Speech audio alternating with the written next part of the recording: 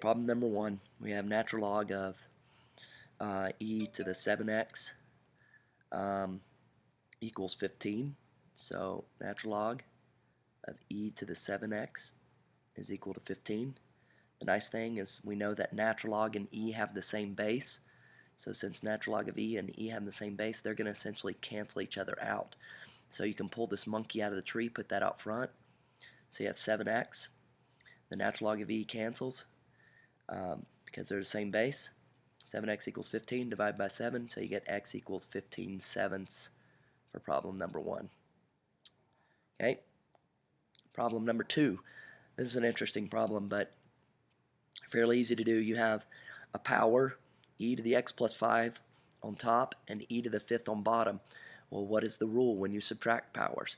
The rule when you the rule when you divide powers, I'm actually saying what you're supposed to do. The rule when you divide powers is you subtract exponents. So I'm going to take the top power and I am going to subtract the exponent on the bottom power, and that means I'm going to leave my power of e on top. So I'm subtracting exponents. Okay? So I'm taking the top power minus the bottom power. I'm taking this one minus this one, and I'm going to leave it on top because that's the way I subtracted top minus bottom. So that gives me e to the x is equal to 3. Now if you want to solve an exponential equation, a variable in the exponent, you log both sides. So I'm going to have ln of e to the x is equal to ln 3, or some of you will just convert it to a log, which is fine. Ln e cancels just like it did in problem 1, so x equals ln 3 because x is the monkey, and you pull the monkey out of the tree, pull that out front, and the x comes out front. So there's number 2. Number 3. This one fairly straightforward. Here you got power to a power. So I'm going to have e to the 6x because you multiply exponents. Here I'm multiplying power, so I'm going to add my exponents, so it'll be e to the 3 plus 2x. And this we did a while ago. This is review. If the bases are the same of the exponential, we can set the exponents equal to each other. So these exponents have to be equal. So 6x has to equal 3 plus 2x. So I'm going to move the 2x over. So give me 4x is equal to 3. And then x is equal to 3/4. So there's problem 3. The next one is a property of logarithms inside this brackets. So you need to simplify that exponent. So I'm going to put the monkeys back in the tree. That 2 will go there. And then I'm subtracting. So I'm going to have e to the, this is going to be a single logarithm. It'll be ln of, I'm going to make it a single log, put the frogs back on one log, of x squared divided by x squared plus x minus 3 equals 1. And then now if you have e to the ln, just like you had in problem 1, you had ln of e. Since the base of the ln was the same as the base of the exponential, the ln and e canceled. Well, it also cancels this way. This is base e, this is base e. They're going to cancel, and you're just left with this right here. So you're going to be left with x squared over x squared plus x minus 3 equals 1.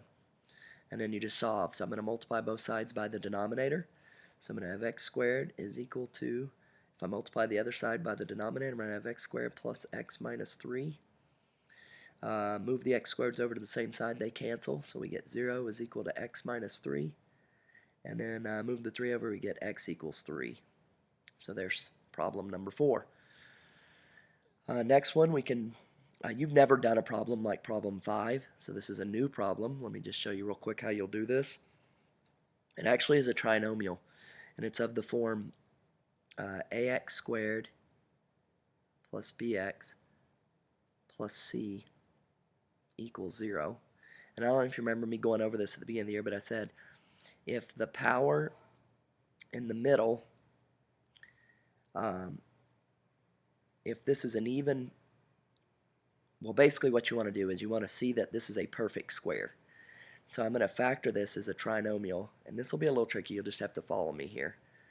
I see that it's a perfect square, so I see this first power, the exponent 2x is divisible by 2. So that'll give me 3 to the x. So in other words, I've just taken by dividing that exponent by 2, I've taken the square root of it. I'll have to probably explain this more in class, but see if you can follow along. Then I'm going to take the last term, and I'm going to divide it by 2, the exponent, and that'll give me 3 to the 5th. Now, and then it's minus minus because it's minus plus. Now, if you FOIL this, let me just show you with a different color. 3 to the x times 3 to the x would be 3 to the 2x. 3 to the x times negative 3 to the 5th would be negative 3x, negative 3 to the x plus 5 power. And then you'll multiply the inners and you'll get the same thing, and what happens is you end up having 2 of those, and that's how you get this middle term right here. And then the last will be plus 3 to the 5th. So hopefully that makes sense. If you FOIL it, you should see it. Now I can set each equal to 0, so set this one equal to 0, set this one equal to 0. You get 3 to the x minus 3 to the 5th equals 0. I'm not going to do it twice because it's redundant. This will lead to 3 to the x is equal to 3 to the 5th, which ends up being x equals 5. And it's a double root because you had it twice. Sketch the graph of e to the x. That's just a j-curve starting at 0, 1, which you guys should know from your common graphs. So there's that one. Next one, find the x-intercept. How do you find an x-intercept? Well, a graph crosses the x-axis right here and here when f of x, when y equals 0, which is f of x. Same thing here. Y, which is f of x, equals 0. So all I have to do is let f of x equal 0. So I'm going to come back over here, say f of x has to equal 0. So 0 equals ln x plus 2. And then solve it. Subtract 2, you get negative 2 is equal to ln x. And now if you want to solve a log, convert it to an exponent, so go full circle, so that's base e. So it'd be x is equal to e to the negative 2, which is the same thing as 1 over e squared. And that's your answer. And a lot of times you'll see them write the x-intercept as a point, so you'll see them go 1 over e squared, comma 0, because y was 0. And that's really how you should learn to write it. There's number 7. Number 8, just expand. This one probably should be the easiest one to do. You're multiplying these two things and you're dividing this thing, and this has a monkey. So it's going to be ln of 4x to the 5th minus x minus 1 plus, this also has a monkey because this square root is like a 1, that's like a 1/2 power. So be plus, let me move over here, 1/2 ln of x minus 7. I'm dividing by this one, so I'm going to subtract that one, minus 3 times ln of x squared plus 1. And there's your answer, expanded as a logarithm. So there it is, you can look at it a second. Next one, this one's a little more tricky, but I think you guys will get it because we've done stuff like this. You want to, if you've got logs on one side, remember I said to simplify the logs on the one side. So that's subtraction, so we're going to divide, so it'll be natural log of x over x plus 1. And remember, if it's a log on one side, then you're going to have to convert it back to an exponent. So it would be e to the, go full circle, so e to the first equals this. So e to the first equals x over x plus 1. We'll multiply by the denominator, so we're going to have e times x plus 1 is equal to x. Now, if this was not an e, if that was a 2 or a 3, just pretend for a second that this was a 2 or a 3, you would know to distribute. But because it's an e, people don't know they're supposed to distribute. But it's a number, so we're going to have ex plus e equals x. Then you want to get x to one side, so I'm going to have to subtract the ex. So I'm going to have e equals x minus ex. And probably the trickiest part here is to remember that you can't have this x with the e, so we're going to have to factor out the x. You can't divide by x because you don't want to divide by what you're trying to solve for. So I factor out the x and divide by 1 minus e, so I'm going to have x is equal to e divided by 1 minus e. Okay? And then finally number 10, remember the domain for ln x. When we were graphing our common graphs, it was an R curve starting at 1, 0.